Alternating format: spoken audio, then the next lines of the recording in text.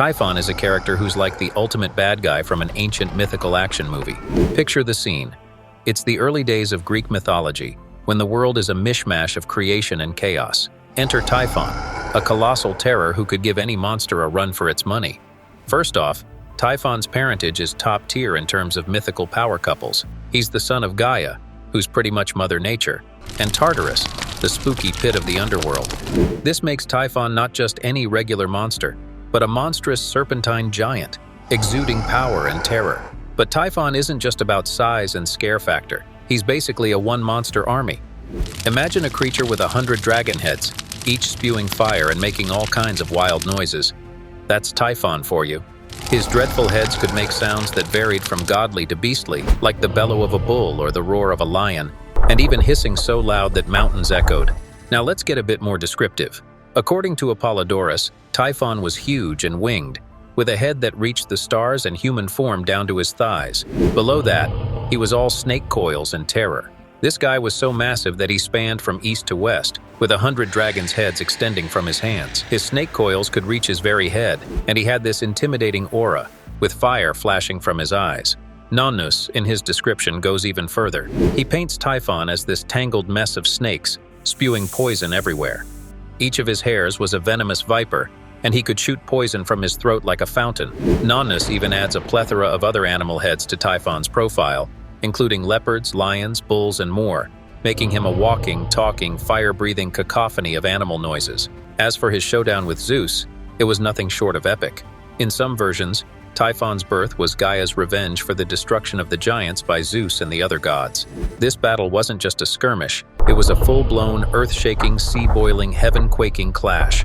Typhon attacked with rocks and fire, forcing the gods to transform into animals and flee to Egypt.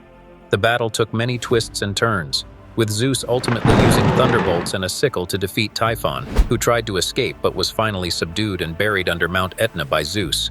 Typhon, the mythological equivalent of a blockbuster movie villain, was a formidable force that even the mightiest of gods feared. His terrifying appearance, immense power, and dramatic battle with Zeus make him one of the most memorable characters in Greek mythology. The sight of Typhon was something else. He was so tall and fearsome that he made the tallest NBA player look like a preschooler. He had wings, countless snakeheads instead of hands, and his lower body was made up of writhing serpents. Imagine looking up and seeing this towering, multi-headed, fire-spewing, snake-bodied giant glaring down at you. Not exactly a comforting sight. Hephaestus, the divine craftsman of the gods, was like the ancient world's version of a super-skilled blacksmith. He's up there in his forge, hammering away to create something totally epic. A thunderbolt for Zeus that's more powerful than anything ever seen before. This wasn't your standard lightning bolt. It was the kind of weapon that only a god could wield, crafted by the best of the best. Meanwhile, the rest of the godly crew up on Mount Olympus were busy contributing their own special skills to the mix. They're all gearing up for what's about to be the ultimate clash of the titans. Well, a titan and a god, but you get the idea.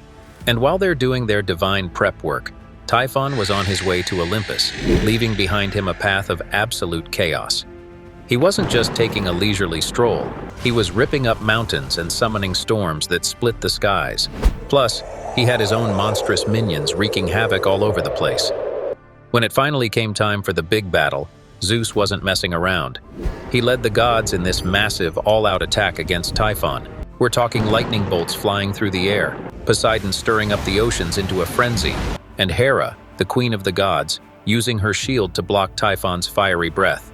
Apollo, the sun god, was firing arrows that were on point, and Artemis, the goddess of the hunt, was invaluable in tracking down Typhon's minions. It was like a scene from an epic movie, with non-stop action and neither side giving an inch. There's also another story where Zeus beats Typhon after Typhon sneaks into his palace, trying to surprise him while he's sleeping. So Zeus, after a lot of planning and getting ready, sees his chance to attack. He calls all the gods together, and they're ready to fight. Ares, the war god, and Athena, the wisdom goddess, join forces. They're really good at fighting and thinking of strategies, making them a great team. When they all attack Typhon, this scary monster that's been causing trouble for gods and people starts to lose. Imagine this huge, scary creature now just making weak sounds as the gods overpower him. It's like seeing the main villain in a video game lose. Then Zeus decides what to do with Typhon. He says, "You're going to Mount Etna. So Typhon is trapped under this fiery mountain, forever making smoke and fire. It's a dramatic scene, like something from a fantasy movie. With Typhon gone, the gods are very happy. Olympus is safe, and Zeus is still the most important god. He's in charge of the skies, and everyone knows not to mess with him. Greek mythology is filled with amazing stories of battles and wars that helped shape its world. One famous story is about the epic fight between the giant monster Typhon and the powerful god Zeus. But there are many other great battles too. For instance, there's the Titanomachy, which was a big war between two groups of gods. The older gods, known as Titans, lived on Mount Othrys. They fought against the newer gods, the Olympians, who lived on Mount Olympus. The Olympians, led by Zeus, were fighting to be the most powerful in the universe. This war happened in a place called Thessaly, and in the end, Zeus and the Olympians won. Another huge battle was the Gigantomachy. This was a fight between the Olympian gods and the Gigantes, who were giant creatures with snake-like legs and wearing armor. These giants were born from the earth goddess Gaia, and were so strong that only a god and a mortal hero working together could defeat them. Many gods and heroes like Zeus, Hera, Apollo, Dionysus, Athena, and the famous hero Heracles joined this battle. The defeat of these giants, who were tough to beat, is thought to be why there are volcanoes and storms. Then there was the Centauromachy, a smaller but still important battle.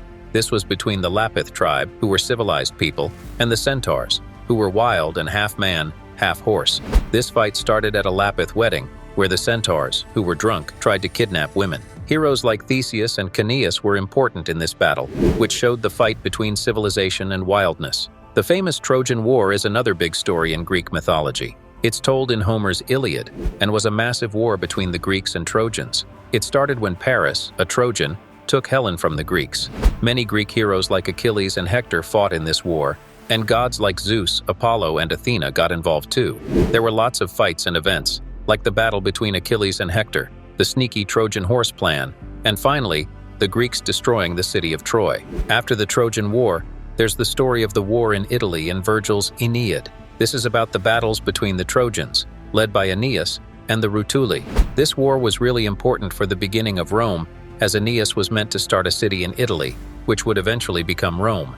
Another interesting battle is between the Aloati giants, Otis and Ephialtes, and the Olympian gods. These giants wanted to marry the goddesses Artemis and Hera, so they tried to attack Olympus.